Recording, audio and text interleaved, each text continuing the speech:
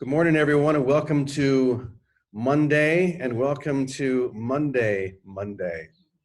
Those of you who are watching the recording that haven't been joining us for the last few months may not know what that means, but we have our dear friend Jon Mundy, who is going to be joining us. He joins us once a month, the first Monday of every month. We just love Jon's presence and everything that he shares, and I know he's going to bring a lot of insight. And we are going to continue, though, with our lesson regarding the impersonal life and this new adaptation that I'm working on. I don't even know if I should call it an adaptation because it seems to be becoming something completely on its own. But as we know, the truth is true. And however the truth shows up, it is the same truth, especially that truth which is being expressed through and as each one of us right now.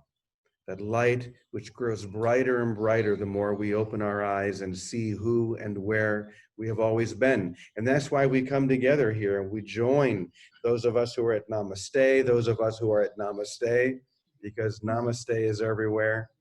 We join together in the single intention of love, of the realization of who we've always been. And that's what we're going to be hearing today. So because we have Jon, I don't want to take too much time. I just want to dive right in. So let me go ahead and read today's lesson, and then we're going to see what Jon is sparked by. So here we go. Today's lesson, the chapter is called, you're going to love this, Think Less and Know More. Think less and know more. I like the sound of that. You've thought yourself into an unreal world with unreal laws that you've completely accepted as true. You've thought yourself into that world. The time has now come for you to know through the mind we share that everything you've chosen until now is unacceptable. As long as your intellect accepts the unacceptable, it will be confused. That makes sense, right? But the moment you open your eyes and see what is really there, every illusion will fade and you will know, I am you. I really love this first paragraph. It just gets right to the heart and to the source. And we're going to find that this lesson is just jam-packed with little jewels like this. You may be tempted to believe that I am within you because you still believe that there's a difference between where you are and where you are not. You think there's a difference between those two. You believe you are in the world when the truth is the world is in you. I think we have all come to the point where we can feel that now, at least feel the heat from that you are not in the world. The world is actually in you. If I am within you, then the possibility of not within you exists. And I assure you it doesn't. This idea comes from the belief that you are a body, that your experience is defined by your body, and that what I am is somehow affected by your body as well. And here's the key. Nothing is affected by your body because your body is nothing. It's a great sentence. Nothing is truly affected by your body because your body is truly nothing. Nothing is affected by your body. This will feel like an attack until you realize, or rather, until you release the tension that holds your thoughts and your body in place. Once again, this will feel like an attack. The suggestion or the statement that nothing is affected by your body because your body is nothing. This will feel like an attack until you release the tension that holds your thoughts and your body in place. That's a very interesting idea, that it's actually tension, or we could even say fear, that is holding your thoughts and your body in this association that you have defined as you. When the tension is released, you'll relax into a space so vast that the world will vanish. That is where I am waiting for you now. I am bringing you into a state of knowing that is beyond the world that you've accepted into your mind. The more you think about the world, the more likely you'll believe you are bound by its laws. But as soon as you are willing to know the truth of who I am, you'll realize that nothing can harm you in the world where I am not. Nothing can harm you where I am not. Wow. That is a very high statement of truth. And it's an experience where when you truly fall back into the world where there is only that I am presence, where there's nothing that is not there, then nothing can harm you because I am everywhere. It's kind of like I don't know how to express it because it lifts above perception completely into the realm where your thoughts won't make any sense. The thoughts that have been held together by the tension of your idea of separation, your guilt thoughts, literally. The tension that has held all those together is released, and now you find yourself just beginning to expand. And in that expansion, your thoughts aren't going to be the same thoughts that you were thinking. Your thoughts are not going to have the same tension that they had before. They're going to be free and open, and you may even find yourself trying to pull them back because you find yourself being confused in this world of seeming separation. But I promise you, just let it go. You're going to be fine. Just flow with that new movement, and you'll find that that's where you've always been, and it's the only thing you've ever needed. Okay, one more bit here. I'm going to back up. As soon as you are willing to know the truth of who I am, you'll realize that nothing can harm you in the world where I am not. And where I am not does not exist at all. And that's why. This may feel like a distant reality, but I assure you it is not. And that is why you're ready to hear my voice and to know that it is really your voice speaking to you from out of time. This is you speaking to you. I am in heaven right now, reminding you where and who you are. Trust me a moment longer, and everything will fall into place. Just trust me a moment longer. Trust that I am seeing something that just for the moment you are blinded to. But very slowly, kind of like this, we've talked about this before, the peekaboo that we do, just to make sure that we're going to be okay, just to make sure that reality is real and that we're not going to be left out in the cold. I promise you won't. So that being said, I would love to turn this over to our dear friend, Jon.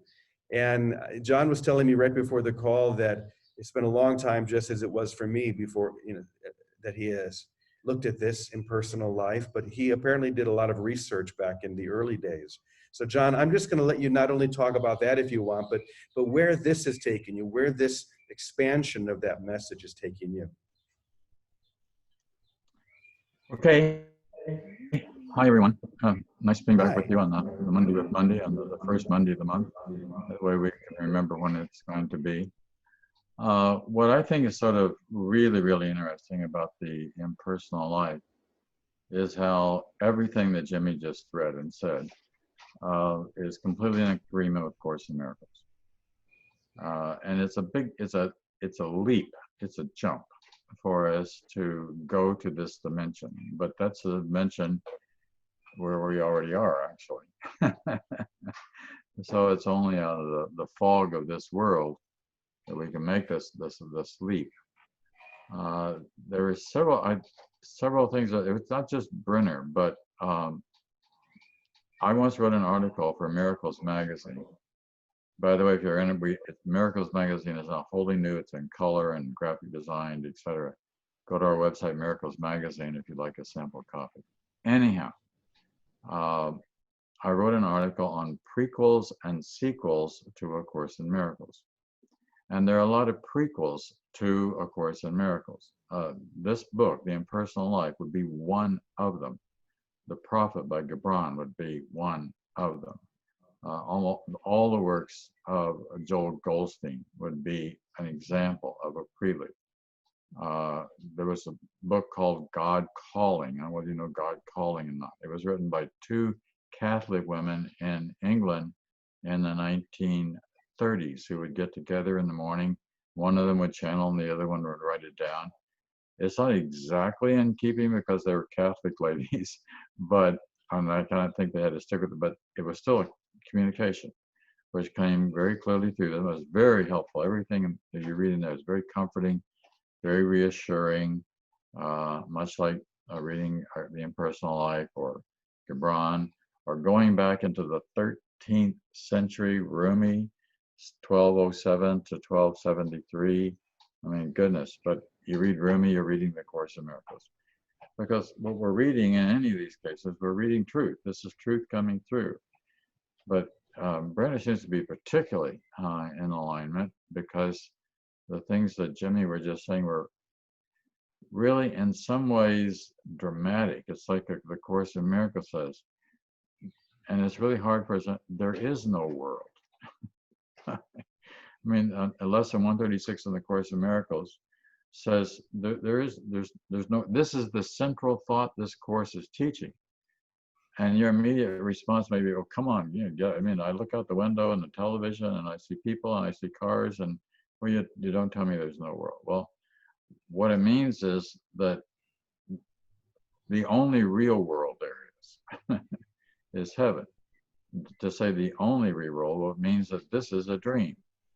So it may seem hard for us to think about this being a dream, but the Course is very clear. We're all dreaming, and we have a kind of a group dream that we're dreaming about what we think constitutes the world, which is limited by our perception. There's a section in the Course in Miracles on perception and knowledge. It's a very important section to help understand the basic metaphysics of the Course.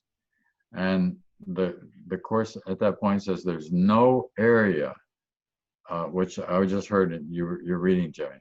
There's no area of your thinking or of your perception that this has not been polluted in some way, or that's not the word that's used in the Course, but been touched, been by perception.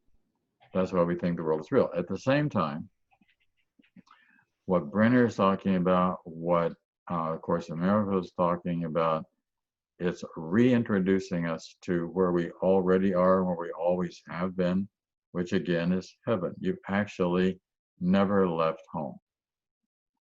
You actually never left heaven. That's why this whole thing is a dream. And not only is there no world, but as Jimmy was just saying, you are not a body.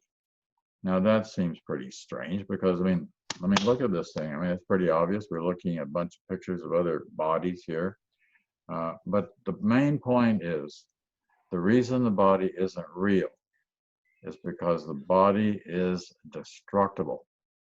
There's nothing destructible in heaven. Heaven is a state of eternity. So it's a permanent state. It's not temporal. We live in a world of space and time. It's a very physical world. I mean, then we get caught in space and time and what we call reality. I was watching in America's Funniest Home Videos. There was a picture of a little boy sitting in the back seat of a car, and he was playing a game on the little video device he had with him in the car. And he, for some reason, somebody had their camera from the front seat focused on the little boy in the back seat. And the little boy looks up from his game and he looks at the car window and he goes, "Is this a real world?"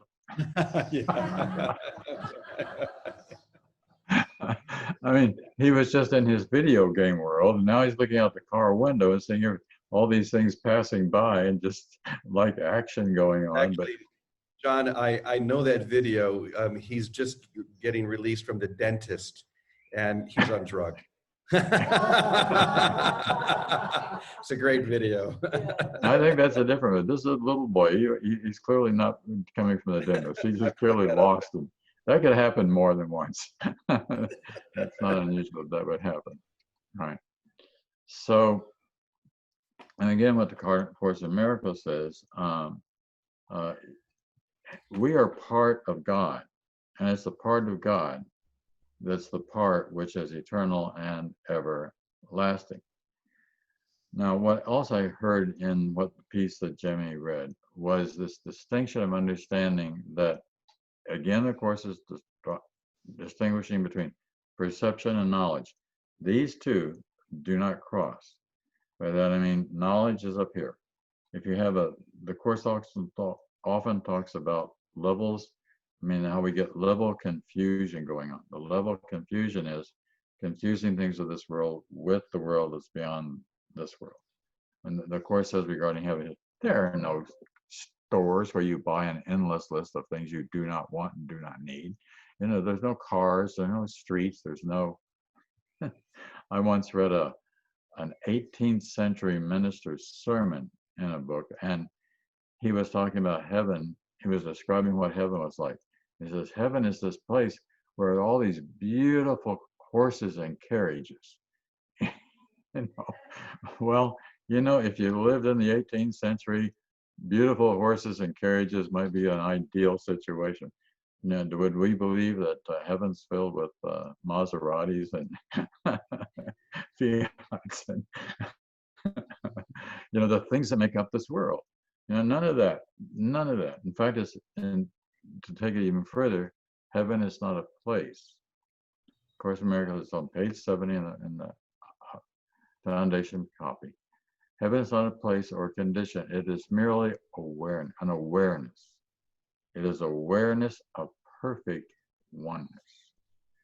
So once in a while, everybody has the opportunity of being able to tap into this awareness. And this awareness is not something which comes to us necessarily because of anything that we see or read even, although I think it's very helpful to get insights from things like in personal life and of course in miracles, etc. Or probably the primary way is through meditation. But there's a kind of knowing that can happen that's up here on a higher level, has nothing to do with this dream world. This is literally a dream world. The thing about dreams is that they don't last. You know, every one of us had a bunch of dreams last night. You may not remember any of them. In fact, there's a good chance that you don't. We remember very, very few of our dreams. Psychologists tell us that the average individual has about 8 dream cycles per night. It's cycles, which means you have lots of dreams going on within a cycle. So 8 dream cycles times per night by 8 billion people on the planet, 56 billion dreams, and nobody knows anything about it. And it's the same, I think, when we leave this world too. It's really stepping out of the dream, or out of the drama, or out of the soap opera, and that's a great relief. There's this wonderful piece that Helen Schuckman wrote that said, "Call it not death. You know, call it not death. Call it liberty." You know, it comes not pressed down upon unwilling flesh, etc. It's a beautiful, beautiful. It's in her poems. Well, anyhow, so we open up this other dimension, and this is a dimension of knowledge. So knowledge is just pure knowing. There's a wonderful little video, you can watch it yourself on YouTube. It was an interview that was made with Dr. Carl Jung just a few months before he died, 1961. And it's the interviewer says to Dr. Jung, "Dr. Jung, do you believe in God?" And there's this wonderful pause on Jung's part, like he's looking down, he sort of pauses for a moment, looks up and says, "Believe in God? No, I know. I know." I know. Knowing is much stronger than perception. Knowing is a fact. It's like if you say to somebody, "Are you in love?" and they say, "Well, I'm not sure, I don't know." Well, they're not. Because if you were, you would say that with a definite affirmative yes, and you would know. You know what it's like to be in love, right? And if you're not in love, well, then you know that too, right? So those are just some of the ideas that I have. I'll just throw those out as an opening bit. And if anybody wants to respond to those, or to Jimmy or to me, please do. We'll get a little discussion, maybe. Can we? Thank you, John. Yeah, thank you so much. I'm going Sure. to turn it over to Vicki here in a moment because we always love to have her just sort of jump on top and just add that extra little layer of goodness. But a couple of things I want to say. You talk about how heaven is not a place. It's such an important realization. And I was just remembering that even Pope John Paul II, before he died, had declared that heaven and hell are not places as we would think of place, because we feel that we are in place here, in form, in time, and space. That somehow we've been placed here.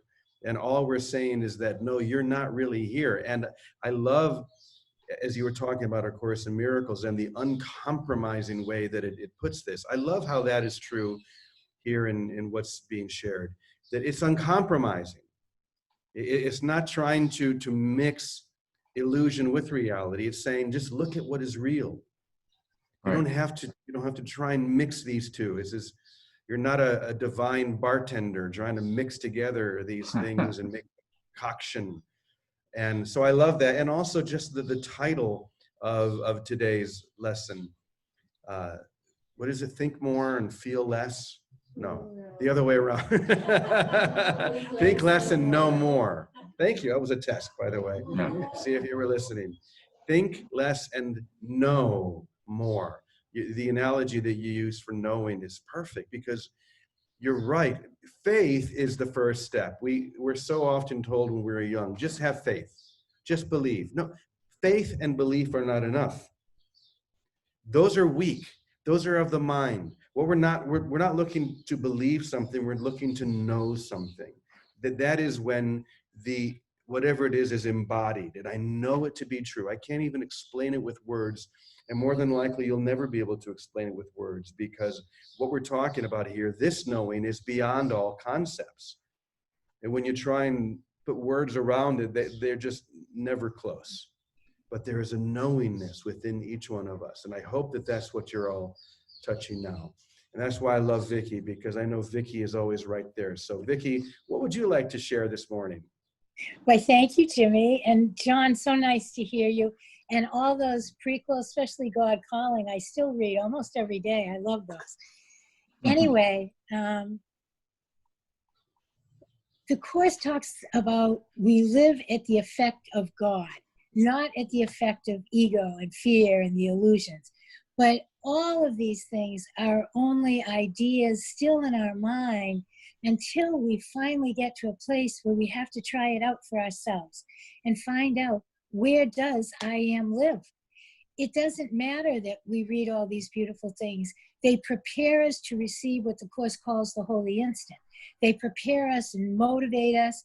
But until personally each of us takes something that seems to be important in this world of form, and test it out and find out, are we at the effect of the spaciousness and love and wholeness and oneness of God? Or are we pawns in this world of time and space? And the word you used, Jimmy, was tension. When we release the tension, and tension are our defenses. So when we take any moment in time, any situation that we might find ourselves in, and rather than keep the tension of our defenses, thinking, planning, doing, weighing our options, figuring out things, but really step back and back into that rest again, where we rest without defense, and this is practical application, where we take a situation we feel threatened by, perhaps, good or bad actually, and test it out by coming into this exact place of letting go of every defense, every figuring it out, everything that is mental, everything that's even emotional, and step back into, I don't know, show me where I am lives. Here I am, Lord, show me. And when we let go of every defense with all of our heart, to join within to that I am presence, that is what emerges because we're not covering it up anymore. And it has to be practical.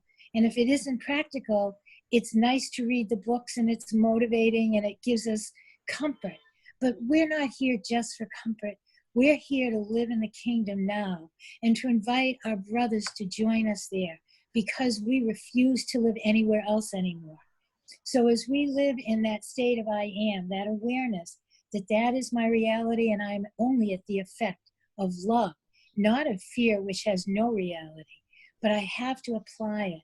And I apply it by literally sitting down and dropping every other thought. It's not about thinking, it's about resting into the knowing. So thank you, Jimmy, and thank you, John, for being here. Thank you, everyone. I love you. Always Thank so practical. This is why I love doing this with you, Vicki, because you take it from this high, not theoretical, but this high experiential, and then you bring it into how do we experience that? How do we let go of everything that is not that? And how do we welcome that which is, and where we are, and who we are every moment? So thank you, Vicki, and thank you, John. What a beautiful session. I wish Monday was every day. And it is. But we want to see if there's anyone else out there, first in the Zoom call. If there's anyone who would like to share anything, just go ahead and unmute yourself and let's hear from a couple of people. Yes, Alice, I was looking at you wondering, I could feel Alice was getting ready to percolate into, so go right ahead, Yeah. dear. It's so lovely, everything that you've been sharing. I was thinking about what Helen Schucman said when she says about the Course, I don't believe it, but I know it's true. Do you remember when she said that? Sure do. I don't believe it, but I know it's true. Sure. And I'm just going beyond this thing of belief. I think, no, okay, that's another sort of belief thing, thinking, isn't it? I know I am in heaven now. I know I am. I know. And I'm dancing somewhere with belief as well. And there's I believe I might be in the world. I believe I might have this body, but I also know. There is a knowing inside me, which is the I am. There is a deep, deep knowing. And that knowing is there to know with. And I think that we can truly access that. I know I can access that. And I know everybody can access that when they know. And that knowing is very, very close to us. It's closer than we realize. It's so simple and it's so beautiful. So when Helen Schucman said, I don't believe it, but I know it's true. It's even gone deeper inside me, those words right now that she said, because she knew. She must have been having a bit of conflict, I know she did, you know, between this world and her emotions and her feelings and stuff, but her knowing wrote A Course in Miracles. Yes. That's where it came from, that I am knowing. And know that, and I think we all do, deep inside. How we express that, or how we live it, or how we meditate with it, or how we bring it into our everyday lives, in our thoughts, in our actions, is really up to our choices. But that knowing is everything. It's the I am. Thank you. Oh, it's You so know, beautiful. Thank you. John, go right ahead. Well, having known Helen, I know what she meant by that was, I know it's true, but it is true, as you very clearly said, heaven is reality, etc. What she was saying was that she, just like all the rest of us, had difficulty applying these principles in her own life. Helen could be alarmingly judgmental. All right, so, I mean, that's just not something you want. But And she knew that she was being judgmental at the time she was being judgmental. It was like she couldn't help it. There was an interesting story, actually, it's told about not Helen, but Helen's sister-in-law, I think it was, who said, right, there has to be a hell, and sinners have to go there, otherwise it wouldn't be fair. And she said, there has to be a place for people I hate. That's not Helen, that's Helen's sister-in-law, right? Her husband's sister. So that's just kind of a fun thing. Yes, I'm finished. Yeah, I was going to ask you that very question because you knew Helen very well, and it just makes me curious what her experience was. So thank you for filling that blank in, because she was so deep she wouldn't have been able to do what she did if she didn't know it at the deepest level, as Alice said. You know, she wasn't chosen for no reason. I think she was prepared for this from the very beginning. But it is curious that she was still Helen, and it's still wonderful to be able to hear from someone who knew her as well as you did. Well, when she was off track, she knew that she was off track. You know, she knew that she wasn't living up to what the principles of the Course were itself. But that didn't mean she didn't have struggle with it, just like we all do. We all struggle with not making judgments, for example. I mean, who's free of making judgments, right? Good question. Okay, is there anybody else here on the Zoom that would like to say anything? Yes, go ahead, Meredith. Hi, it's Meredith. I like what Jon said. Thank you about this being a dream, and I've heard that before, but it just helped me think about our past lives. They're all a dream too, but our dreams do inform us of things that our consciousness or whatever is working on or struggling with. So I'm thinking that if there is no time and it's all now, and this world is a dream, then all our past life memories or things we get messages from, or even time travel, is all just ways of tapping into things that will inform us and maybe help us live a better life. You know, just kind of thinking about past lives as being an illusion too, as well as this life is a dream. So I don't know, just amusing. So the question would be, why go from dream to dream to dream to dream to dream? And what illusion to? Why don't we just wake up somewhere along the way and step out of the dream factor altogether, which is what the Course is trying to help us do. What the Course is about is big about. It's about really, it's about becoming more and more and more aware, and more and more and more aware, and more and more and more aware, until it's easy to get to what the Course calls true perception, where you literally step out of the dream and go home. Beautiful. Thank you, Jon. Thank you, Meredith. Go ahead, George. Well, let me unmute myself. There's another word I would like to add to this that you talked about leading into knowing, that I gave a talk about one time, and that is hope.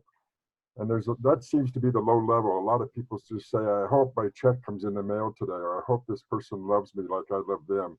But it's still a lot of fear, really huge fear. And then we go from hope to trust or no faith. But it's difficult when things happen in our life where it fights our faith. I lose faith because this happened to me. And so that's gone. Hope is gone, faith is gone. So let's move to trust. Well, we can't trust other people or other things unless we trust ourselves. And if we're living in our ego and there's this lack of trust, then we can't feel anything around us. We can't know. That's where we have to get to, is what you're talking about. Let those other three go, move through the ego part of hope, trust, faith, and get to knowing. And then it's an all body experience. It's all around, because it's not just in your mind. It's in your heart. It's in your body. It's in everything. I know this to be true. Amen. Thank you. All right, let's go ahead and see if there's anyone here at Namaste that would like to share anything. Anybody want to come and sit in the hot seat, or have me come to you? Yes, okay. Rod, let's come over to Rod here. I'll come to you again. Oh, privilege, Diane. First thing I gotta say is, hey, Jon, how you doing, bud? Bud. Good, Rod. It is so good seeing you. You look great, man. Okay. Really listening today, I've got so much out of our discussion. And when you were talking about the knower, I use that every experience I have, something has to know that experience. And that knowing is not in this world. And so I had a little revelation this morning when Jeff and I were listening, and that I cannot come and go. That coming and going of myself is in form, in the I am as we express it. It is because we're consciousness, and as consciousness, I'm always in the same place. I can't, if I go somewhere, consciousness is there already. And if that's what I am, I'm already there. So I can't come from anywhere because I'm always here. So it may sound a little goofy, but what we discussed today has been very helpful for me. Thank you. Mm. Thank Don't you, you Ron. love playing with those ideas? It's just Yeah. so fun, isn't it? Yeah, it is. Thank you. Anybody else here want to share anything? I'll do a little scan. Just want to say hi to John. That's Lori. Hi, John. Oh gosh, hi Lori. I can barely see you, but I do see you. Does someone have their hand up back here? No? Okay. All right, let's come back. Back to our Lady of Guadalupe chair, as you can see here. All right. Well, I think we have, as always, been given a lot of rich material to experience, to stop trying to get it here, to think less, but to know more. And the way that we know is by first hearing a lesson like what we heard today, and then choosing or being willing to consider the possibility that this is true. You don't have to make the jump all at once.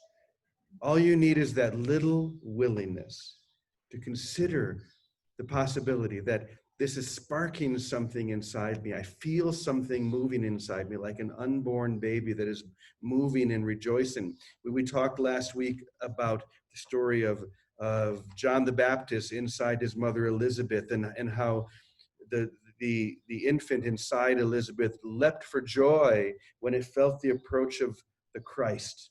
And now here we are feeling the approach of the Christ. We are feeling the heat of that presence.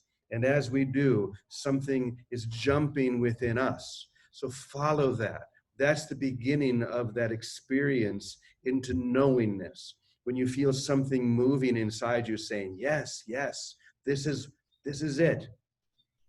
You don't have to figure it out. Don't then choose, okay, well, I'm going to see if I can find another 5 books to describe this. No, you don't need that anymore. You've come to the point where you can just relax into the presence and rest there and know everything that there is to know. So once again, think less and know more. We're at that point now where we're not trying to just to pile on more stuff, more knowledge, more information. We're here just to relax into that knowingness of I am that. So simple.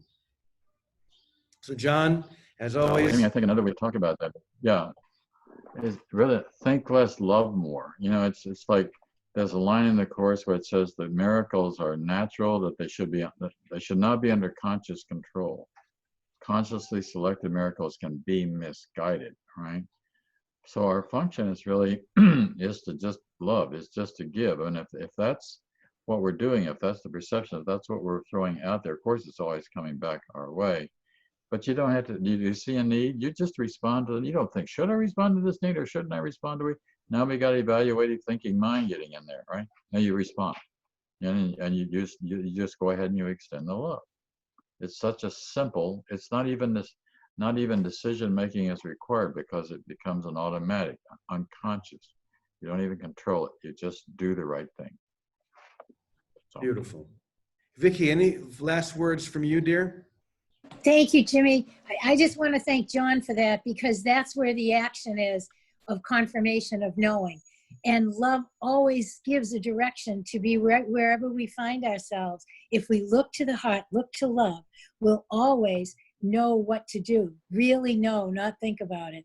So we have to apply it. It's ours to apply. If we do it in the quiet where we rest and listen, or if we're confronted in a situation, if we go to the heart, we will know how to love. It's not a confusing thing. We all know the difference, because love is giving, not getting. So thank you, Jimmy. Thank you, John. I love you. Thank you. Yeah. I'm so grateful, Vicky, John, to have you and everyone else here with us at Namaste is such a gift. John, one of these days we're going to get you here even in a bodily form. And Vicky, I know you'll be here very soon too. You always are. We love it. And Love to do it. yeah, and you'll know where to find me. I'll just be behind that little wall over there. So you can come to my grate and we'll open it up and have a chat. It's a good idea, walling this guy in. All right, everyone. Namaste. We love you. Why don't we go ahead and we'll close together with our final prayer. Everybody ready? Here we go. I am the holy, perfect child of God, complete and healed and whole, shining in the reflection of God's love. In me is creation sanctified and guaranteed eternal life. In me is love perfected, fear impossible, and joy established without opposite. I am the holy home of love itself. I am the heaven where love resides. I am God's holy sinlessness itself. For in my purity abides God's own, and so it is. Thank you, everyone. John, Vicky, Alice, all of you. Blessings to you all. Have a beautiful day. See you tomorrow. Namaste. Good, everybody.